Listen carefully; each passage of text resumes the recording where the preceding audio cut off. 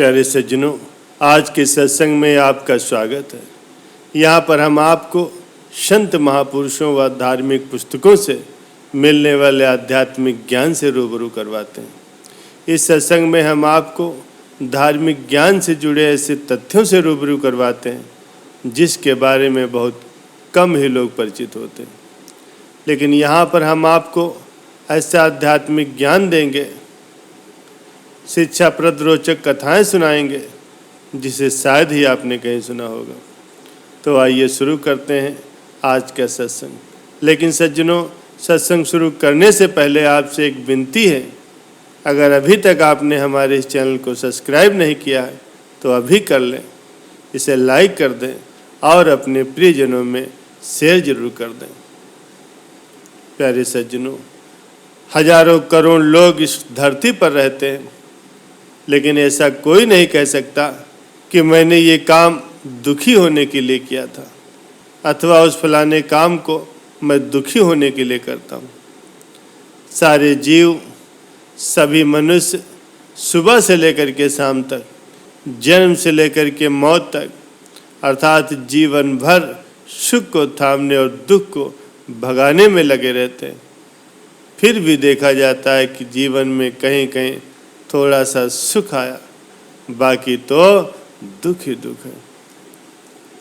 एक बार एक ऋषि से उसके शिष्यों ने प्रश्न किया कि महाराज, मनुष्य रोते हुए जन्मता है, फरियाद करते हुए जीता है और निराश होकर के मरता है, इसके पीछे क्या कारण है? ऋषि ने उत्तर दिया, बहुत बढ़िया प्रश्न किया। मानव मात्र का मंगल करने वाला है मनुष्य का वास्तविक सुख स्वभाव, चैतन्य स्वभाव अकाल पुरुष से ही स्फुरित है। जैसे हर तरंग का मूल स्थान पानी होता है, ऐसे ही हर जीव का मूल स्थान सच्चिदानंद चैतन्य आत्मा है। वह उस आत्मदेव के ज्ञान से ही स्फुरित होता है, लेकिन बाहर के दृश्य जगत को, माया को सत्य मान करके ये पालूं, वो भोग लूं, ये कर लूं तो मैं सुखी हो जाऊंगा, इस वहम में ही, इस नासमझी से ही जीव एक दुख से दूसरे दुख, दूसरे से फिर तीसरे दुख में सदा ही भटकता रहता। तो शिष्यों ने पूछा, महाराज इसका उपाय क्या है? तो ऋषि जी बोले कि जिसके जीवन में बाह्य सुख और दुख, बाह्य अनुकूलता और प्रतिकूलता का ज़्यादा महत्व है, वो छोटे मन का आदमी है। लेकिन जो बाहर की अनुकूलता को बहुजन हित में लगा देता है, प्रतिकूलता में सम रहता है, जो दुख से उद्विग्न नहीं होता, सुख में आसक्ति नहीं रखता, ऐसा समतत्व योग को जानने वाला पुरुष सुख दुख के बीच के सत्ता स्वरूप साक्षी चैतन्य में टिकता है, वो बाजी मार लेता है।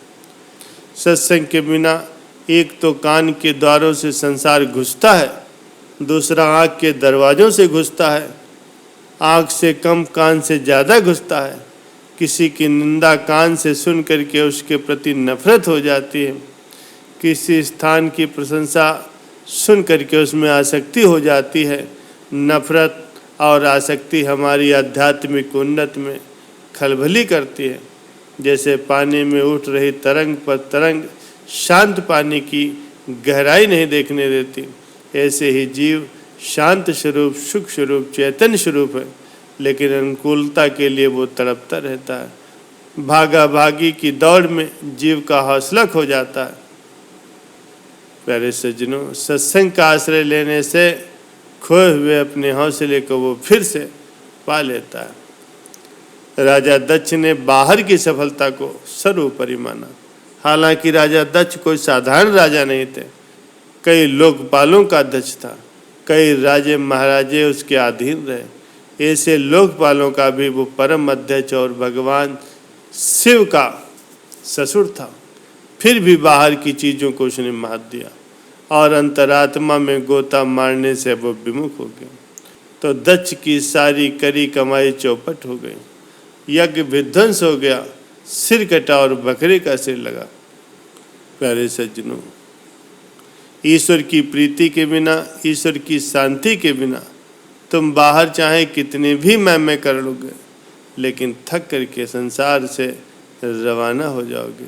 हमारे लिए माँ के शरीर में दूध बनाने की सत्ता उसी की है, माँ की जेर से नाभ जोड़ने की सत्ता उसी की है। उस परमात्मा के चिंतन से हमारी बुद्धि में परमात्म रस, परमात्म ज्ञान, परमात्म समता आ जाए तो हम संसार में आसानी से सफल हो सकते हैं। प्यारे सज्जनों, राजा उत्तानपाद की 2 पत्नियां थीं, सूरज और सुनीत। ध्रुव की माता थी सुनीत। जो सामने दिखे मन उसके लिए ललक जाए और आगे पीछे का विचार किए बिना उसके पीछे लग जाए, वो है सूरज। आज के ज़माने में सूरज की दौड़ में लोग बड़े परेशान हो रहे हैं। अनिद्रा का रोग लगा हुआ है, आत्महत्या की मुसीबत, प्रेमी प्रेमिकाओं को एड्स, ये सब सूरज का ही परिवार है।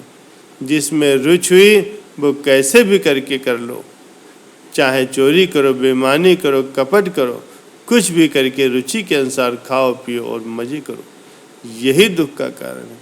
परिणाम का विचार किए बिना परिणामों की सफलता देने वाले परमात्मा में गोता मार करके निर्णय करना, भोगना या पाना, ये है सुमति। सुमति की धनी सुनीत का बेटा ध्रुव था और सूरज का बेटा उत्तम था। सूरज के जीवन में कलह अशांति रही और उसके पुत्र के जीवन में भी देख लो, वो यक्षों में मारा गया, राजपाट चला गया। सुनीत के बेटे ध्रुव को भगवान के प्यारे संत नारद जी का सत्संग मिला, भगवान नाम की दीक्षा मिली। सुनीत के पुत्र की मति सुमत हुई, राज भी अच्छी तरह से उसने संभाला और ब्रह्म ज्ञान भी पाया। जहाँ सूरज है वहाँ एक आदमी दुख से निकलता है तो दूसरे दुख में गिर जाता है, लेकिन जहाँ सुमत है वहाँ दुख आता है तो भी उसकी शक्ति बढ़ाता है। सुमति वाला दुख का भोगी न बनकर दुखहारी में अपनी गति और प्रीति बढ़ाता, उसका दुख भी तपस्या और क्षमता का सुख साधन बन जाता है। सुमति वाले के पास दुख भी साधन बन करके जाता है और सुख भी साधन बन जाता है। सूरज वाले को सुख भोग विलास करा करके हौसला देता है और दुख दूसरों पर दोषारोपण व राग द्वेष करा करके उसे रागी, दोषी और मोही बना देता है। सुख दुख तो सभी के जीवन में आते हैं, लेकिन सुमति वाला इसका सदुपयोग करके वो परमात्मा तक पहुंच जाता है और सूरज वाला इसमें उलझ करके मर खप जाता है।